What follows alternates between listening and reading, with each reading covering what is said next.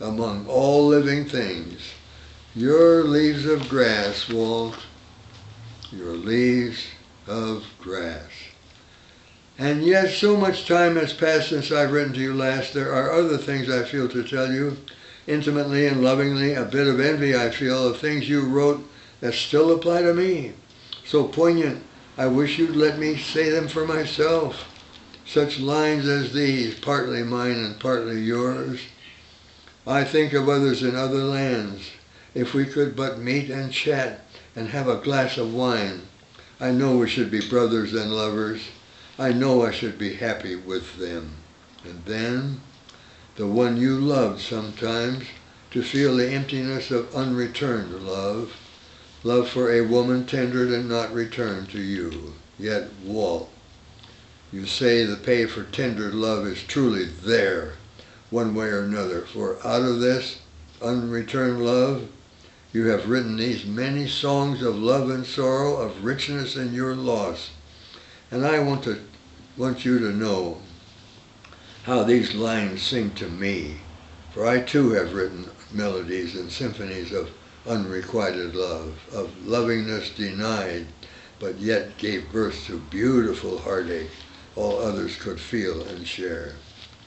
Then too, your, quote, love, day, old age, and night, that sheds such amber light on our lives from first to last. Why did you not let me say this? Or better yet, I will. And once they're done, I'll read them all to you, my eagle brother, soaring in silence and tightening circles over all, watching us and smiling at us from far away. Your own celestial grave. So smile with us, Walt, our teacher, our brother, our father, and then your long-told compassion for the Civil War living and the dead. Be not disheartened. Affection shall solve problems of freedom yet. Those who love each other shall become invincible, and the drums strike more convulsive, and the strong dead march enwraps me. All that are his words. Your gift of glory to a missing president, Abraham Lincoln, the lanky stranger from Illinois.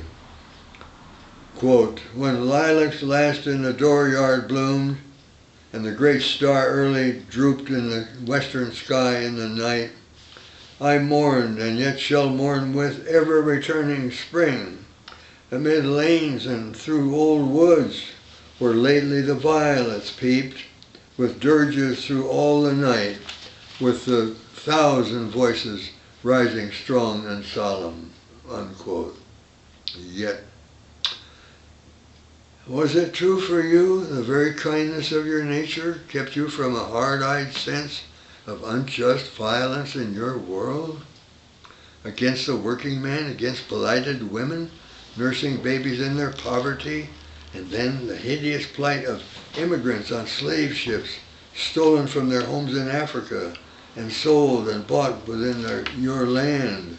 The degrading marketplace where their hearts and glistening muscles were sold to labor all their lives for others, like draft horses, like beasts, without a thought for black love and black families to be allowed in their world. No, they were imported like coconuts or sugar. Their labor defiled as a common thing, not human. So, my brother, you were weak at times. Yes, you were, admit it. Too kind, too euphoric, too blind, too hopeful. Yes, too hopeful. Too unaware of developing sickness in your dream. So now, my dearest brother, I will write you still again to tell you of the years between our times, to tell you of the juggernaut your dream became. 2 more pages. The imperial power occupying all the world with troops and fear and nuclear nightmares and gunfire from American arms in distant villages, in distant lands, speaking distant tongues, dooming them to be perverted harvests of your dream. Powerless in their raw, thatched, dusty hut lives, powerless in their straw-thatched, dusty lives. So we love you and need you. You were lost and bewildered in your beautiful nature, Walt, like a muscular and gnarled old Rodin sculpture of a man aware of the solitariness of life. Elder Brother Walt, I am almost embarrassed to ask you this, but for a moment I have a different plea. Can you be my father for a time? Long enough to help me through the primal, primitive rituals into my own manhood, weeping for the hollow boyhood that left me bereft as I entered my adult years, and to put your arm around my shoulder and reflect with me on the plight of everyone in your time and mine. And for our daughter and sons yet to come, to help us father them into their world, to teach them of fulfillment with their sweethearts and babies, and to teach them the ways of poets, seeking salvation for us all, to tell them poets are the wisest ones of all, writing words of images of butterflies, oak trees, and gods within ourselves, all on the stained pages of history, to tell the tale of all of us no longer living, now living, or whose lives are yet to be, but enough. Walt, I must stop sometime. While still I have enough to pay the postage.